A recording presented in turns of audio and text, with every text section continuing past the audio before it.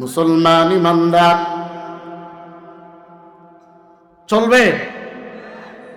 হ্যাঁ, মুসলমান ইমানদার। জিব্রাইল আমার নবীরে মসজিদে মদিনাতুল মুনাওয়ারার সামনে থেকে মসজিদ আকসার সামনে নিয়ে নিলেন। মসজিদ আকসা বর্তমান ইহুদিদের কাছে হলো মসজিদ আকসা তারা সংরক্ষণ করে রাখছেন, ইহুদিরা দখল করে রাখছেন। জেরুজালেম ওই মসজিদ আকসা হলো আমাদের প্রথম কিবলা।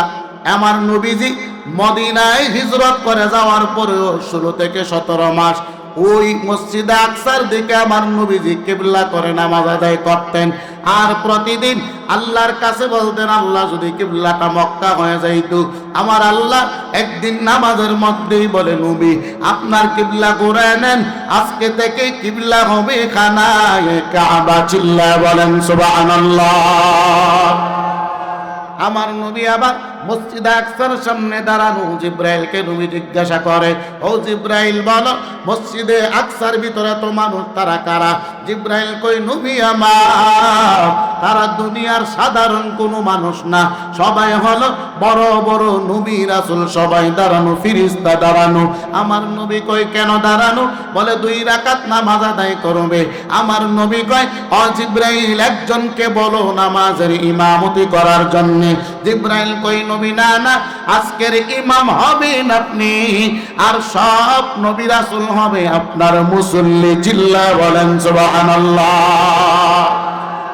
ইমামুল আউয়ালিন আল আখিরিন বগর সদকা রাহমাতাল লিল আলামিন সাইয়্যিদুল কাওনাইন খাতুমুল মুরসালিন আখিরামত বুদ ফখরুল আউয়ালিন। আমার নবী আবার 2 রাকাত নামাজের ইমামতি করলেন। সব নবী রাসূল ফেরেশতারা হলো নবীদের মুসল্লি। আমার নবী আবার নামাজ শেষ করে আমার নবীজি মিম্বরে বসলেন। সব নবী রাসূল মসজিদের একটা কোণায় গিয়া পরামর্শের মধ্যে বসে গেলেন। আমার নবী কয়, ও জিবরাইল তারা মসজিদের কোণায় কি করে? বলে পরামর্শ করে। কিসের পরামর্শ? বলে আপনাকে সংবর্ধনা দেবে, তারা পরামর্শ করতেছেন। ওই পরামর্শের সবার মধ্যে একজনকে উপস্থাপক নির্বাচিত করলেন। জিনাকে করলেন, তিনি হলেন ইব্রাহিম খলিলুল্লাহ। চিল্লা বলেন আল্লাহু আকবার। কারে করছেন? আরো জোরে বলেন। ইব্রাহিম খলিল কি সাধারণ নবী? বলে না না, সাধারণ নবী না। ফেরেশতা আল্লাহরে কয়, আল্লাহ আপনি ইব্রাহিমকে কেন খলিলুল্লাহ উপাধি দিলেন? আল্লাহ কয়, ইব্রাহিম আমার দোস্ত। ফেরেশতা কয়, না না, ইব্রাহিম তো আপনার পাগল না, ইব্রাহিম দুনিয়ার পাগল। আল্লাহ কয়, ফেরেশতা না না, আমার ইব্রাহিম দুনিয়ার পাগল না, আমি আল্লাহর পাগল। এবার ফেরেশতা কয়, মালিক আমরা ইব্রাহিমকে পরীক্ষা করব। আল্লাহ কই, যাও পরীক্ষা করো। একজন ফেরেশতা ইব্রাহিম নবীর বাড়ির পিছনে বসিয়া বারবার জবান দিয়া বলে, সুবহানাদিল মুলকি ওয়াল মালাকুতি সুবহানাজিল ইজ্জাতি ওয়াল গায়বাতি। এই দোয়াটা পড়তেছেন ইব্রাহিম নবী ঘরের ভেতর থেকে আওয়াজ। ইব্রাহিম নবী ঘর থেকে বাহির হইয়া কয়, কে আমার মালিককে ডাকো। বাড়ির বিছানা পাগলে কয়, ও ইব্রাহিম আমি তোমার মালিকের নামটা ডাকতেছি। ইব্রাহিম নবী কয়, এরে পাগল বড় মজা লেগেছে, তুমি আবার বলো। পাগলে কয়, না না আমি আর বলবো না। ইব্রাহিম নবী কয়, কেন বলবা না? বলে মনে চাইছে বলবো না। ইব্রাহিম নবী কয়, কিসের বিনিময়ে তুমি আল্লাহর নামটা বলবা? আর এত সুন্দর নাম তুমি কোথায় পাইলা? পাগলে কয়, ইব্রাহিম আমি তোমার অর্ধেক সম্পত্তি চেয়ে নেব, তুমি দিবানি আমারে। ইব্রাহিম নবী কই, নিয়ে নাও, আমার মালিকের নামটা আমার একবার শোনায় দাও। ইব্রাহিম নবীকে শুনাইলেন। ইব্রাহিম নবী পাগল রে কয়, পাগল আবার শোনাও। পাগলে কয়, না না আমি আর পারবো না। ইব্রাহিম নবী কয়, বাকি অর্ধেক সম্পত্তি দিয়া দিলাম, আবার আমার মালিকের নামটা শুনাও। পাগলে আবার শুনাইল। আবার ইব্রাহিম নবীর চোখের মধ্যে পানি। ইব্রাহিম নবী কাঁদে।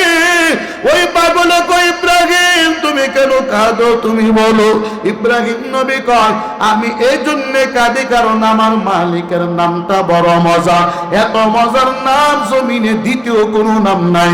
এবার পাগল দিয়ে ইব্রাহিম নবী কয়, ও ভাই তুমি আবার বলো, আমার মালিকের নাম আমি যত শুনি আমি ইব্রাহিমের কাছে ততই মজা লাগতেছে। পাগলে কয়, না না তুমি আমারে কি দিবে আবার বললে? ইব্রাহিম নবী কয়, আমার তো টাকা পয়সা কিচ্ছু নাই, তবে ওয়াদা দিয়ে দিলাম বাকি জীবন তোমার বাড়িতে আমি গোলাম হয়ে থাকবো, কাজের মানুষ হয়ে থাকবো। ওই পাগলে ডাক দেয়া কয়, ইব্রাহিম তুমি এত পাগল তোমার মালিকের জন্যে? ইব্রাহিম নবী কয়, আরে পাগল, শুধু আমি ইব্রাহিমের সম্পদ কেন, আমার জীবনটা যদি চেনাও আল্লাহর কসম চাইতে দেরি আমার মালিকের জন্য জীবনটা দিতে দেরি করব না। পাগল ডাক দিয়ে কয়, ইব্রাহিম তোমার সম্পত্তি লাগবে না, টাকাও লাগবে না, তোমাকে আমার বাড়ির গোলাম হওয়া লাগবে না। ইব্রাহিম নবী বলে, কেন? পাগলে কয়, আমি দুনিয়ার কোনো মানুষ না, আমি একজন ফেরেশতা, তোমাকে পরীক্ষা করার জন্য জমিনে পাগল বেশ ধরে আসছি। এরে ইব্রাহিম তুমি পরীক্ষায় পাশ করেছো, আল্লাহর কসম তুমি দুনিয়ার পাগল না, তুমি একমাত্র তোমার মালিক আল্লাহর পাগল। আরো জোরে বলেন না সুবহানাল্লাহ। এই শেরপুরের মুসলমান বলো, ইব্রাহিম নবী সাধারণ নবী নাকি বড় নবী? আরো জোরে বলেন। শুধুই কি বড়? বলে না না, ইব্রাহিম নবী আমাদের জাতিরও পিতা। আরো জোরে বলেন। সন্দেহ আসেনি? অনেকে কয় বঙ্গ জাতির পিতা তো বঙ্গবন্ধু, ঠিক নেই? আমগো জাতির পিতাকে আরো জোরে বলেন। এ আওয়ামী লীগের ভাইয়েরা, আপনাগো জাতির পিতা বঙ্গবন্ধু? বলে না না, কারো জাতির পিতা বঙ্গবন্ধু না, দুনিয়ার সব মুসলমানদের জাতির পিতা হলো ইব্রাহিম। কথা ঠিক কিনা? সন্দেহ আসেনি? আরো জোরে বলেন। কুরবানির সময় গরু কিনলেন, গরুটা বাড়ির সামনে বেঁধে রাখলেন, শেরপুরের মানুষেরা দেখে আর বলে, চেয়ারম্যানের গরুটা বড় সুন্দর। গরু জবাব দিয়া কয়, এর শেরপুরের মুসলমান, আমি যে সুন্দর তার কোনো প্রমাণ কোরআন হাদিসে আসেনি। বলে না না, তাহলে আমারে কেন সুন্দর বলো? তুমি মানুষ যে সুন্দর কোরআন আল্লাহ প্রমাণ দিয়েছে। চারটা কসম খাই আল্লাহ বলছেন, আমি মানুষকে বানাইলাম সবচেয়ে সুন্দর করে, অথচ তুমি সুন্দর, তুমি বলো আমি গরু সুন্দর। আমি গরু সুন্দর তার কোনো প্রমাণও নাই, দলিলও নাই। তুমি মানুষ সুন্দর তার প্রমাণ আছে। এই শেরপুরের মুসলমান শোনো, বঙ্গবন্ধু জাতির পিতা, কোরআন হাদিসের কোথাও প্রমাণ নাই। ইব্রাহিম নবী জাতির পিতা, আমার আল্লাহ কোরআনের মধ্যে প্রমাণ দিয়েছে। কথা ঠিক কিনা? এরপরে যারা বলবে বঙ্গবন্ধু জাতির পিতা, আমি বলবো দুনিয়ার সবচাইতে বড় গাদ্দার মুনাফিক হলো তারা। কথা ঠিক কিনা? আরো জোরে বলেন, কথা ঠিক কিনা? বলে কেন জাতির পিতা ডাকে? বলে ক্ষমতার জন্য ডাকে। জাতির পিতা ডাক দিলেই তো শেরপুরের সভাপতি, জাতির পিতা ডাক দিলেই তো শেরপুরের বড় বড় পদ নিয়ে নিবে।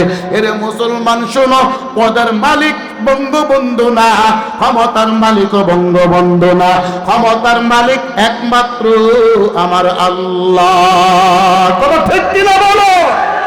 ক্ষমতার মালিককে সন্দেহ আসেনি? এ আওয়ামী লীগের ভাইয়েরা সন্দেহ আসেনি? ও বিএনপির ভাইয়েরা সন্দেহ আসেনি? ক্ষমতার মালিক আল্লাহ, আল্লাহর কাছে চাইবা, ভিন্ন কারো কাছে চাইবা না। হে মুসলমান, এই যে গত 6 মাস আগের ঘটনা, আমগো দেশের কাউয়া কাদের কইতো 2041 পর্যন্ত ক্ষমতায় থাকবো, স্মার্ট বাংলাদেশ বানাবো। স্মার্ট বলতে দিবি আমার আল্লাহ কাউয়ার স্টেজ ভাঙ্গা ফালাইতে দেরি করেন নাই। কথা ঠিক কিনা? ফালাইছিনি? আরো জোরে বলেন। এই বাংলাদেশের সাবেক প্রধানমন্ত্রী উনি বলল 2041 পর্যন্ত ক্ষমতায় থাকবো। হে মুসলমান বুঝো, ও আওয়ামী লীগের ভাইরা ভালো করে বুঝো, 41 পর্যন্ত ক্ষমতায় থাকবা, তুমি গ্যারান্টি দিছো, তোমারে গ্যারান্টি দিল কে? 2024 জুলাইয়ের আন্দোলন, আগস্টের 5 তারিখে সেনা প্রধানের কাছে 2 ঘন্টা সময় চাইছে বাংলাদেশের মানুষকে একটু বয়ান করব জাতির উদ্দেশ্যে। আল্লাহ কয় গোটা জীবন বয়ানের বিরোধিতা করেছ, গোটা জীবন তাবলীগের বিরোধিতা করেছ, গোটা জীবন ওয়াজের বিরোধিতা করেছ, আজকে বয়ানের সময় নাই, 40 মিনিট সময় দিলাম, 40 মিনিটের ভিতরে ক্ষমতা ছেড়ে স্বামীর দেশ ইন্ডিয়াতে পলায়ন করা বলা ঠিক কিনা? এ মুসলমান, ক্ষমতার মালিক কে? আরো জোরে বলেন। 2041 পর্যন্ত থাকবে ডিক্লার দিয়েছেন, কিন্তু ডিক্লারের ক্ষমতা তো আপনার না। এ মুসলমান, ভালো করে বুঝো, হযরত ওমর রাদিয়াল্লাহু তাআলা ক্ষমতায় থাকাকালীন অর্ধ পৃথিবীর শাসক, অর্ধ পৃথিবীর বাদশা হযরত ওমর ঈদের আগের দিন রাতের বেলা বিবি ডাক দিয়ে কয়, ও স্বামী আমার, তোমার ছেলের একটা নতুন জামা নাই ঈদের দিন পরার জন্য, একটা জামার দরকার। ও আওয়ামী লীগ বিএনপির বাইরা ভালো করে বুঝো, রাজনীতি করবা তো গ্যারান্টি দিবা না, কারণ ক্ষমতার মালিক দুনিয়ার কেউ না, ক্ষমতার মালিককে। আরো জোরে আওয়াজ দিয়ে বলেন। এ মুসলমান, হযরত ওমর কি বিবি বলল একটা জামা কিনে দাও ঈদের দিনে নামাজ আদায় করার জন্য। ওমর কই, বিবি আমার কাছে টাকা নাই, জামা কিনে দিতে পারবো না। বিবি কই, অর্থ মন্ত্রণালয়ে আপনি চিঠি লেখেন আগামী 1 মাসের বেতন দেওয়ার জন্য। ওমর চিঠি লেখলেন, অর্থমন্ত্রী চিঠির অপর পৃষ্ঠায় 2টা শর্ত লাগায় দিলেন। 1 নম্বরে, ওমর তুমি যে আগামী 1 মাসের বেতন নিবা, তুমি গ্যারান্টি দেওয়া লাগবে আগামী 1 মাস তুমি হায়াত পাইবা, জমিনে বেঁচে থাকবা। 2 নাম্বার, যদিও হায়াত পাও, আগামী 1 মাস তোমার আল্লাহ ক্ষমতায় রাখবে, গ্যারান্টি দেওয়া লাগবে। ওমরের কাছে পত্র চলে আসছে, ওমর নিজ দিয়া সিগনেচার করে দিলেন, এ অর্থ মন্ত্রণালয়, ক্ষমতার মালিক আমি ওমর না, আমি আগামী 1 মাস ক্ষমতায় থাকবো, গ্যারান্টি দিতে পারি না। আগামী 1 মাস আমি ওমর হায়াত পাবো, এই গ্যারান্টিও আমি ওমর দিতে পারি না, কারণ হায়াতের মালিক ওমর না, আল্লাহ। ওমর লিখে দিলেন। পিছন থেকে সন্তান ডাক দেয়া কয়, আব্বা জান, আমার নতুন জামা লাগবে না, আমি পুরান জামা পরিধান করি ঈদের নামাজ আদায় করব। এদেশের বুড়ের মুসলমান বলো, ওমর যদি 1 মাসের গ্যারান্টি দিতে না পারে, তুমি শেখ হাসিনা 2041 পর্যন্ত ক্ষমতায় থাকবা, এই গ্যারান্টি তুমি কিভাবে দিলা? বোঝা গেল আল্লাহর উপর তোমার বিশ্বাস নাই, তোমার সব বিশ্বাস হলো ইন্ডিয়ার হিন্দু মোদির উপরে। কথা ঠিক কিনা? আরো জোরে বলেন, কথা ঠিক কিনা? নারায়ে তাকবীর। এই আওয়াজ দিলে কি বাতিল ভয় পাবে? আরো জোরে বলেন, নারায়ে তাকবীর। আরো জোরে, নারায়ে তাকবীর। দিন ইসলাম, দিন ইসলাম। অনেকে দেয় না, যারা দেয় না বুঝবেন তাগুর ভিতরে অ্যালার্জি আছে। কথা ঠিক নেই? নারায়ে তাকবীর বিএনপির স্লোগান, নারায়ে তাকবীর আওয়ামী লীগের স্লোগান, নারায়ে তাকবীর সমস্ত মুসলমানদের স্লোগান। কথা ঠিক কিনা বলো? যারা স্লোগান পছন্দ করে না নারায়ে তাকবীর, বুঝবেন তারা জয় শ্রীরামের অনুসারী, তারা হলো হরে কৃষ্ণ হরে রামের অনুসারী। কথা ঠিক কিনা বলেন? নারায়ে তাকবীর, নারায়ে তাকবীর। দিন ইসলাম, দিন ইসলাম। জিন্দাবাদ, জিন্দাবাদ। ইসলামের এই জন্ম দেশের হয়েছে জন্ম, ইসলামের বিরুদ্ধে গেলেই দেশ হবে ভিন্ন। ইসলামের এই জন্য দেশের হয়েছে জন্ম, ইসলামের বিরুদ্ধে গেলেই দেশ হবে ভিন্ন। ইসলামের বিরুদ্ধে যারা নিয়েছে অবস্থান, এই বাংলায় তাই হবে না, যাও হিন্দুস্তান। কথা ঠিক কিনা বলো? জোর কদমে সামনে চলো, চলো চলো সামনে চলো, বজ্রকণ্ঠে আওয়াজ তুলো, সবাই মিলে একই তালে দাও না স্লোগান, নারায়ে তাকবীর, নারায়ে তাকবীর। সবাই দেখবেন যার যার ডাইনে বামে আওয়াজ দেয় না, যেটি দেয় না বুঝবেন এটি ইন্ডিয়ার দালাল। নারায়ে তাকবীর, দিন ইসলাম, দিন ইসলাম, জিন্দাবাদ, জিন্দাবাদ। মুসলমানের এই দেশেতে নাস্তিকদের ঠাঁই নাই, নাস্তিকদের পক্ষে যারা তাদের কোনো রক্ষা নাই। মুসলমানের এই দেশেতে নাস্তিকদের ঠাঁই নাই, নাস্তিকদের পক্ষে যারা তাদের কোনো রক্ষা নাই। এই দেশেতে থাকতে হলে কোরআন মানতে হবে, কোরআন না মানলে তারা বিতাড়িত হবে। জোর কদমে সামনে চলো, চলো চলো সামনে চলো, বজ্র কণ্ঠে আওয়াজ তুলো, সবাই মিলে একই তালে দাও না স্লোগান, নারায়ে তাকবীর, নারায়ে তাকবীর। যারা দাঁড়ানো এরা দেয় না, এরা মনে ইন্ডিয়ান। সবাই আওয়াজ দিতে হবে, নারায়ে তাকবীর, দিন ইসলাম, দিন ইসলাম, জিন্দাবাদ, জিন্দাবাদ। বাংলাদেশের সব মানুষের নাম বদলাতে পারে, বইয়ের পাতায় স্বাধীনতা সংগ্রাম বদলাতে পারে, বঙ্গোপসাগরের সব পানি যেতে পারে শুকিয়েও, গোটা রাজধানী গিলি নিতে পারে বুড়ি গঙ্গার ঢেউ।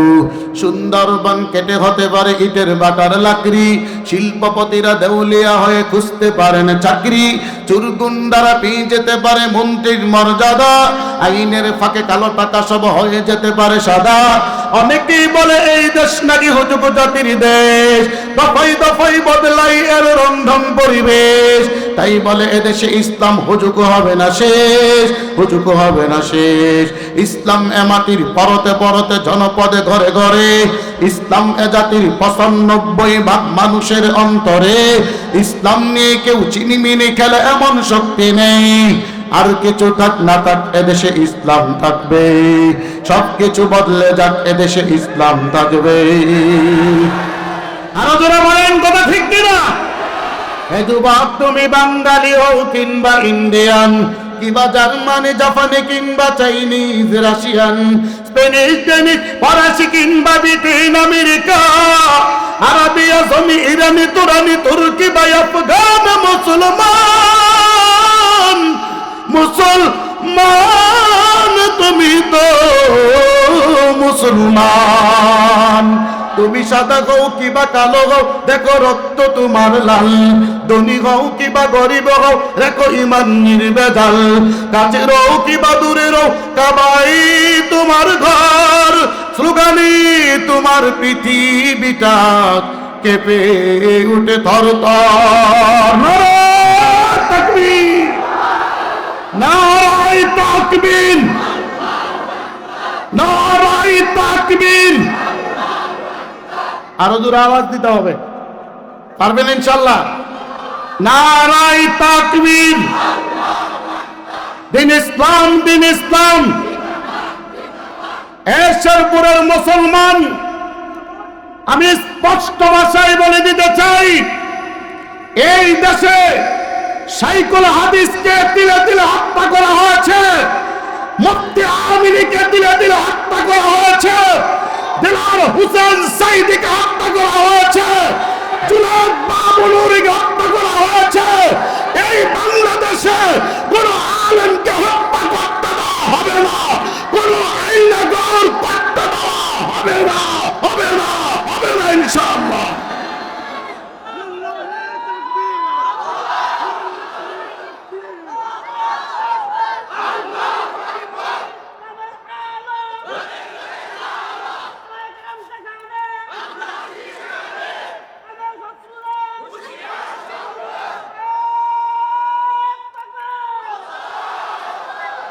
তারা মনে করেছে এক মুফতি আমিনীকে হত্যা করলে মনে হয় আর মুফতি আমিনী আসবে না, এক বাবুনগরীকে হত্যা করলে বাবুনগরী আসবে না, সাইদিকে হত্যা করলে সাইদি আসবে না।